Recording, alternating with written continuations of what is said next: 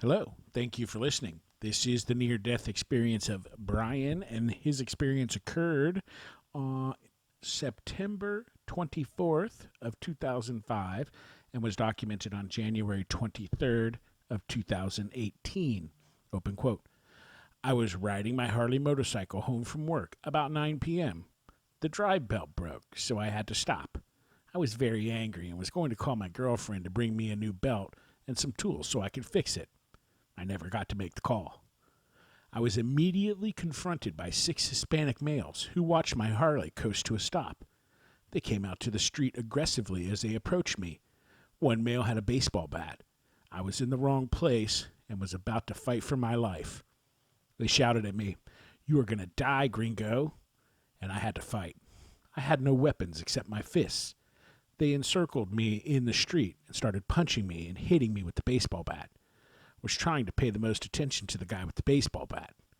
All of a sudden, I felt a stabbing pain in my abdomen. One of the attackers had a knife. When I was stabbed, I also was hit in the head with the baseball bat and was out like a light. The next thing I knew, I was standing on a beach in the Republic of Panama. I used to go snorkeling there when I was in the Army. It looked very different, but I knew where I was. It was very strange and very, all caps, real. I didn't understand why I was there and knew I was getting the shit kicked out of me wherever my body was back in Arizona. The trees in the background looked very old, like the old trees that are over 1,000 years old. There was a little girl standing in front of me with a grin on her face as she was looking at me. She had on blue clam digger shorts and white sleeveless V-cut t-shirt. She was barefoot. As she stood smiling at me, I noticed she had the greenest eyes I have ever seen, like fire green. It was midday.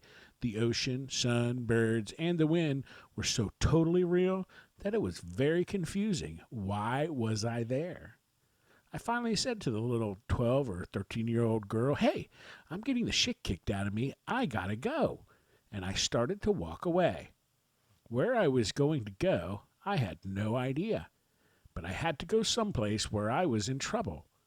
As I started to walk towards the jungle just off the beach, the little girl said to me, "Brian, please stay here with me, because if you go back, you are going to see and feel things you don't want to see or feel." I stopped, turned around, and said, "Who are you?" She answered, "I'm your guardian angel. Please stay here. Come sit down. We have much to talk about." There was a drift log off to my left, and we sat down. I asked, "Where am I?" She said, "Heaven." "Well, your version of it. I knew you loved this place, so we came here." "Am I dead?" I asked. She said, "Yes, you are. But you can't stay here. You got to go back." When she said that, I could hear people talking in the jungle, and I knew who they were. One was a friend I knew in high school who died in a car wreck. Another was my older brother, who I never met. I could not see them very well, but could hear them talking with others in the jungle. I asked, "Why can't I stay here? It's beautiful here." She said, "It's not your time. You have much to do." I said, "What?" She laughed and said, "Now, if I tell you, it won't be as much fun now, will it? You get to stay here for a while, but you got to go back, and when it's time to go, I'll let you know." All of a sudden, it was night. She was standing back in front of me and said, "Time for you to go back." Bam! I was back in my body in the emergency room at County Hospital. The pain was unbearable. My whole family was there. Everyone was crying and avoiding looking at me. The emergency room nurse said, "Welcome back, mister. You were stabbed 27 times, mostly in the abdomen." My neck was slit. They had no idea how I was still alive and didn't bleed to death, but I was alive and I didn't die. Well, yes, I did die, but got to come back. They told me my body was thrown into a dumpster for 9 hours. The next morning, a lady who was walking her dog saw the blood trail to the dumpster and found me. This is the first time I have told my story.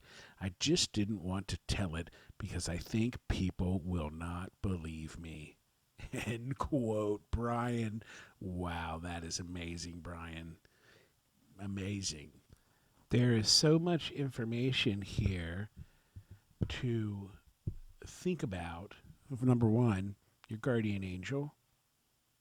That's great. But then the questions that he asked her, and she replied, "Where am I?"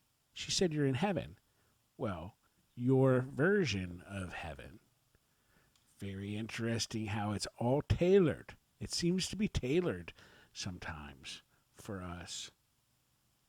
And how she kept him there at the beach instead of maybe him hovering above his body and seeing what they're doing to him. I'm not really sure. That's pretty crazy. And then she said, "It's not your time. You have much to do." And I asked what.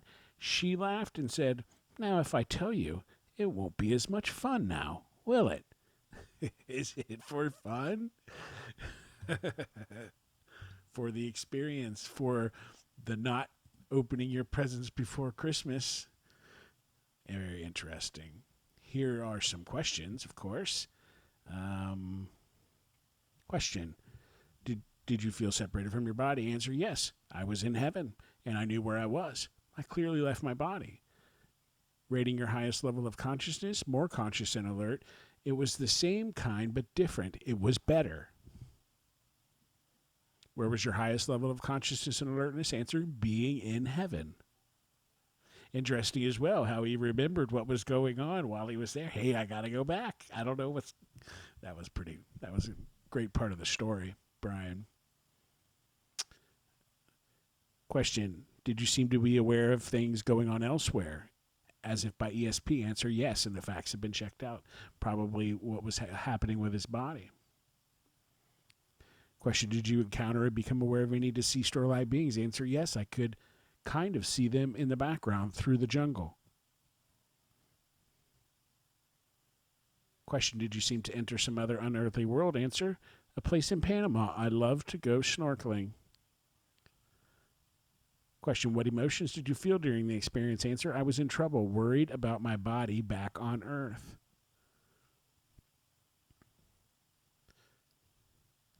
Question, what was your religion prior to the experience? Answer, Christian. Question, have your religious practices changed since your experience? Answer, yes, pray every day. Question, did your experience include features consistent with your earthly beliefs? Answer, entirely inconsistent. That it was all real and mind-blowing. Sounds that way. Did you have a change in your values and beliefs because of your experience? Answer, yes, how to be a better person. Question, did you seem to encounter a mystical being or presence or hear an unidentifiable voice? Answer, I met my guardian angel. Question,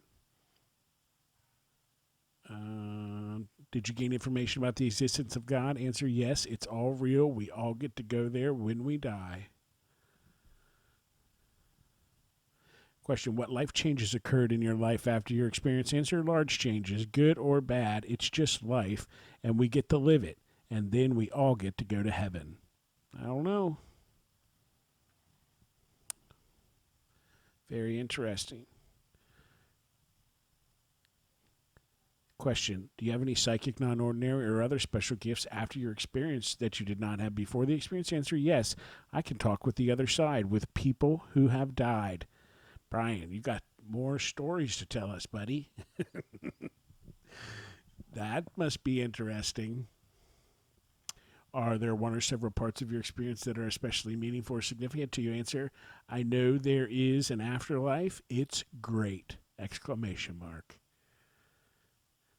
Question, what do you believe about the reality of your experience? Answer, it was as real gets.